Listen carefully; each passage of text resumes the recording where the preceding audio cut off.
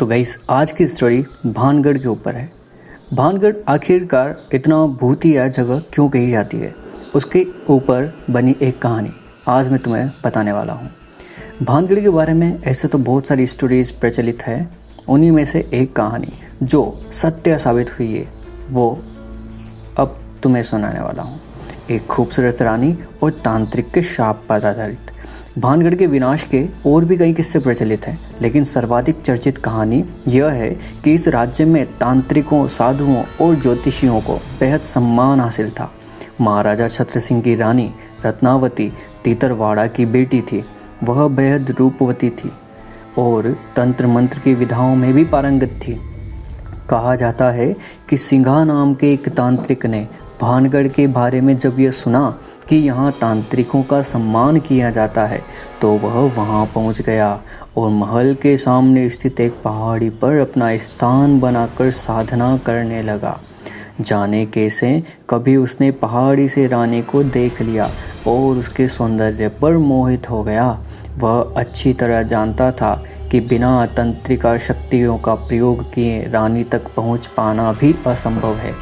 दूसरे उसे यह भी पता था कि वह जिसे पाना चाहता है वह कोई साधारण स्त्री नहीं है, बल्कि उसी राज्य की रानी है जहां उसे आश्रय मिला हुआ है।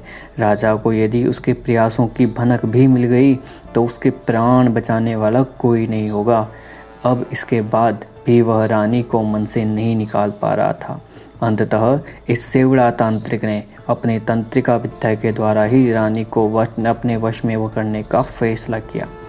उसने कई बार छोटे मोटे प्रयास किए, लेकिन वह असफल रहा। अपने लगातार असफलताओं के कारण रानी को पा लेने की इच्छा उसके मन में बदला लेने की हद तक बढ़ती जा रही थी। दूसरी ओर सिंघा को इस बात का रत्ती भर भी ज्ञान नहीं था कि रानी रत्नावती भी तंत्र विद्या की अच्छी जानकार है। यह बात न मालूम होने के कारण ही तांत्रिक अंत में वह गलती कर बैठा, जिसके कारण न केवल वह अपनी मृत्यु का बल्कि भानगढ़ के विनाश का भी कारण बना। यह कि रानी को हासिल न कर पाने की झींक में वह कई विफल प्रयासों के बाद उसने अपना आखिरी दांव खेला। सिंघा ने रानी की एक दासी को अपनी कुटिल चाल का हिस्सा बनाया। यह दासी जब बाजार से राजमहल जा रही थी तो तांत्रिक ने अपने वशीकरण मंत्र से बंधे तेल का एक कटोरा उस दासी को यह समझा कर दिया कि हम तंत्र सिद्ध बाबा हैं। रानी को यह तेल देना और उन्हें यह समझाना कि इस तेल का उपयोग अपने शरीर पर करे, इससे उसका कल्याण होगा। राजमहल में पहुंचकर दासी ने तेल का कटोरा रानी के सामने रखा और जो भी घटित हुआ वह रानी को बताया। साथ ही उस तांत्रिक बाबा का हुलिया भी बयान किया। रानी ने तेल को परखने के लिए उस पर अपना मंत्र डाला। तेल घूमने लगा। अपनी सिद्धि से रत्नावती ने जान लिया कि तेल में वशीकरण के साथ साथ ही मारक मंत्र व तंत्र का प्रयोग किया गया है। रानी को समझ आ गया कि तांत्रिक ने अपने मोहपाश में बांधने के लिए ही उसे यह तेल दासी के हाथ से भिजवाया है। रानी के क्रोध की सीमा न रही और इसी गुस्से में उसने उसी समय अपने सामने रखी तेल की कटोरी पर सिद्ध मारक मंत्र पढ़कर वहीं से सामने वाली पहाड़ी पर फेंका जहां बैठा वह तांत्रिक अनुष्ठान कर रहा था। तेल एक भयानक आवाज़ के साथ शिला के ऊपर टूट पड़ा।